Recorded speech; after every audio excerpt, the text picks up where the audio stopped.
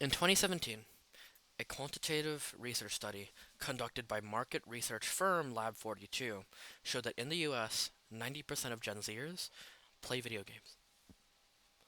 Some studies show that of the entire US population, 71% play video games.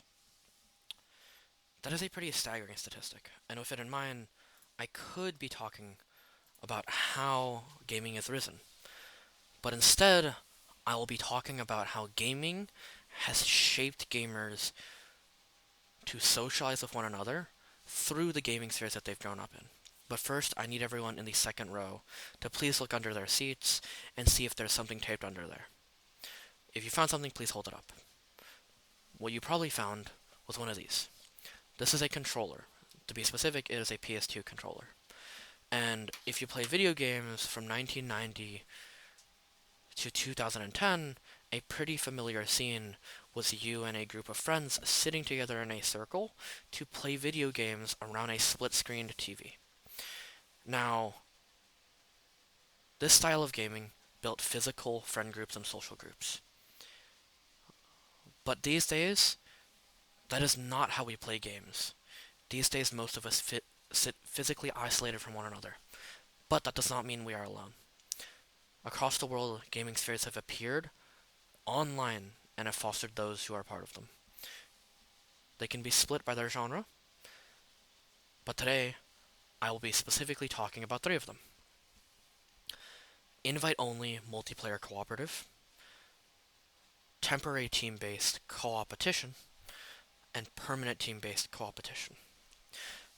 As the name suggests, invite only multiplayer cooperative games are games that allow the players who play them to accomplish tasks with others if they invite them. In doing so, it builds tight knit communities of invite only people or secluded communities that are safe. And these safe communities allow people to foster relationships in a similar manner to close friends in the real world. According to an article by PhD lecturer at University of Southern Queensland, Riley A. Scott, some studies actually suggest that some people may prefer online versus offline social interaction and benefit from opportunities to seek social and emotional support online instead of in person because they find online social interactions to be easier and safer and more comfortable. It's important for adolescents to have these spaces to interact with one another. Having safe places to explore who we are allows us to build a sense of self, and it allows us to learn how to interact with one another, and it allows us to grow alongside our peers. But if games that are invite only exist, then there has to be games that don't. And for the sake of most multiplayer games, the most played multiplayer games are not invite only. The most played genre of multiplayer games are temporary team-based competition. These are games that are like Valorant, CSGO, or League of Legends.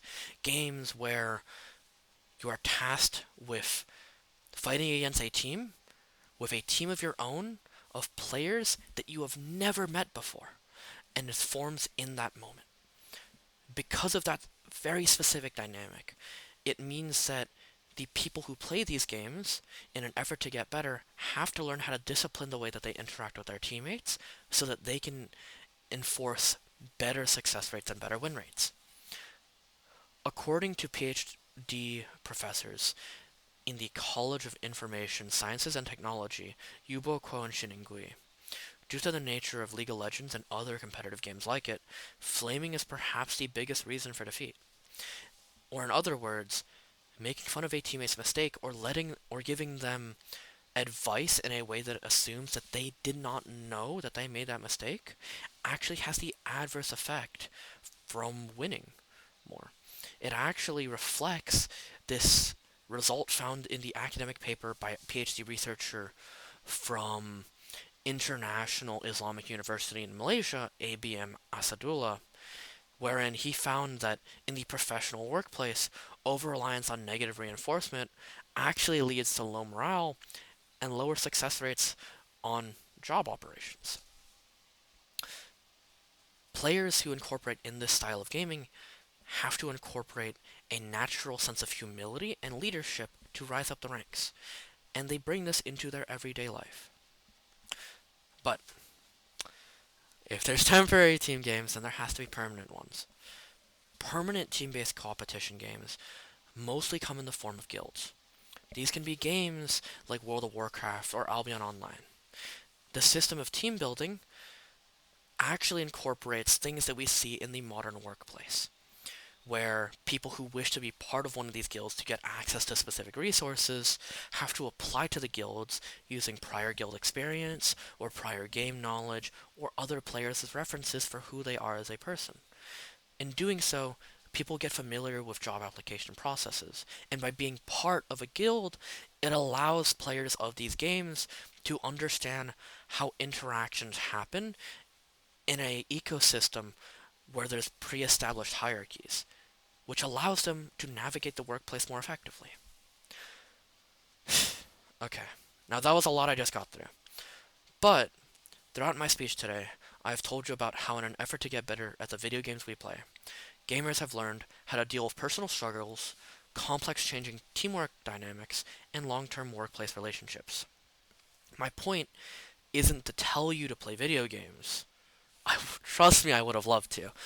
But the point is that gaming is part of our culture as a whole now, and gaming will continue to be more and more part of our culture. Games like Hollow Knight, which broke records by having over 5 million players in the first 5 days of its release, prove that.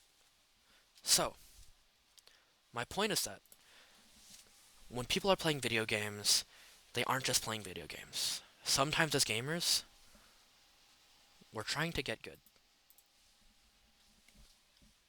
Thank you for listening to my speech. Have an amazing day.